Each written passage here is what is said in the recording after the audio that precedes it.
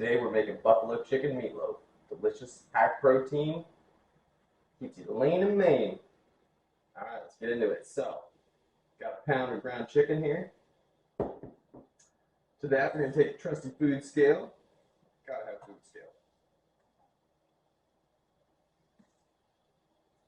We're going to take Panko, of course, always use Panko. And I'm just going to do a third of a cup, which is 28 grams.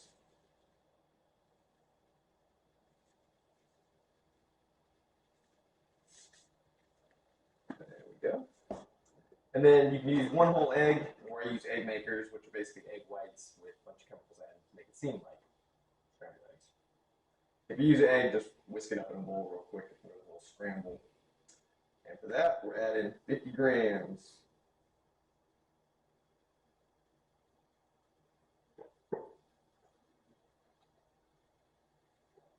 And I'm going in with Frank's Red Hot. Here's the buffalo ingredient of the buffalo chicken meatloaf.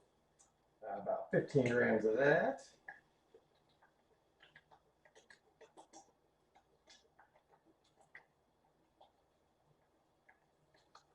That's just the classics original Frank's Red Hot. Then some fresh cracked black pep. I don't like a lot of pep, but it's up to you. Flavor to your seasoning and taste.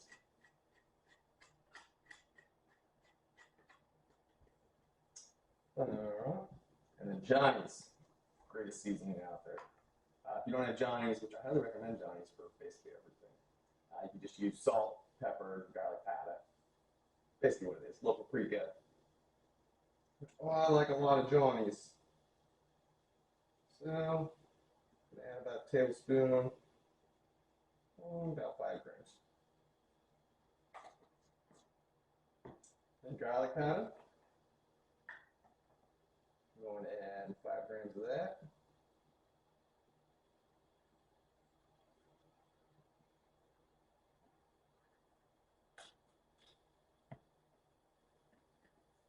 And paprika, and I'll have the written recipe down below in the description.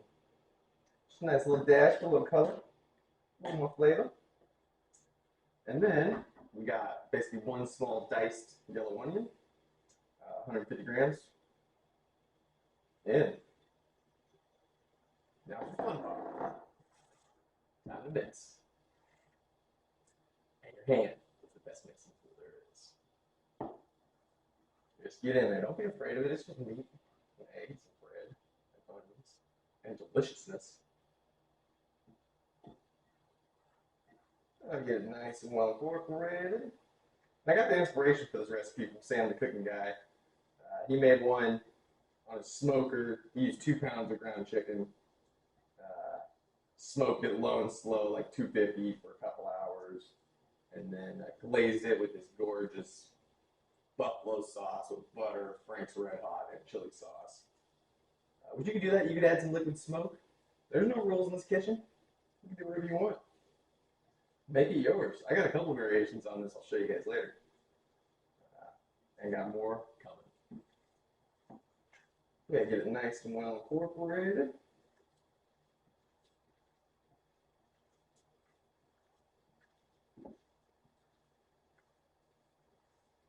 I know it seems like a lot of onion, but they're going to caramelize in there and melt, kind of cook down, you know, and just become sweet and delicious. And I love a lot of onion. You don't like a lot of onion? Do less. There's no rules. All right, I'm liking how that's looking. Let me wash my hands and grab the pan. All right, got our pan here. We're going to hit it with some nonstick because we don't want nothing sticking.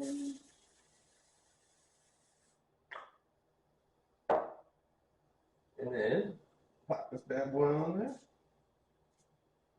And like I said, you could use a meatloaf pan, but you really don't need to. I like it just like this. Form it in about a 1-inch rectangle, 1 inch thick.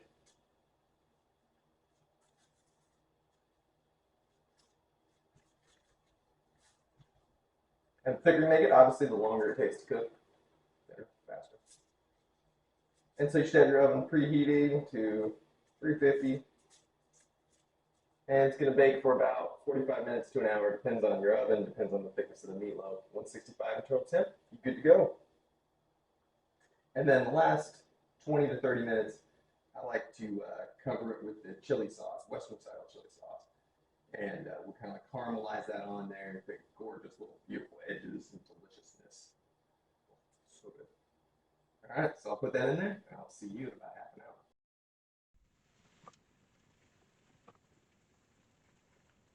Okay, so you can see our buffalo chicken meatloaf's been in there about 30 minutes, 350. So now I got my chili sauce. This is the Western style chili sauce, not the Asian. I love the Asian too, but that's spicy. This isn't spicy at all. It's sweet. There's little chili flakes in there, but there's no heat with it. It's like ketchup, but way better. Great hack I learned from Sam, the cooking guy right there. So then I just like to spread it all over.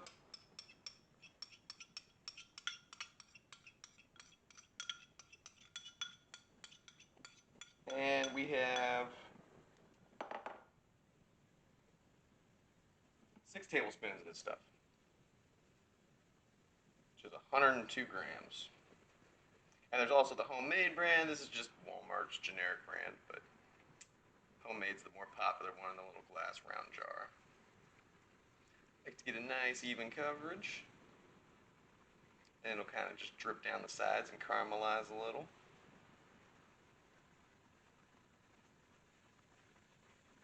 And then back in the oven for the last 20 or so minutes. And we'll see you then. And here we are with the gorgeous end product. A couple ideas. Made a little meatloaf sandy, Italian bread. Yum. Here it is. I like to plate it up with some veggies and stuff. You know, keep it healthy. Get in your greens. I'll have the calories and macros for this up on the screen. I usually eat half. And let's go in for a bite. Looks fantastic. Smells amazing in here.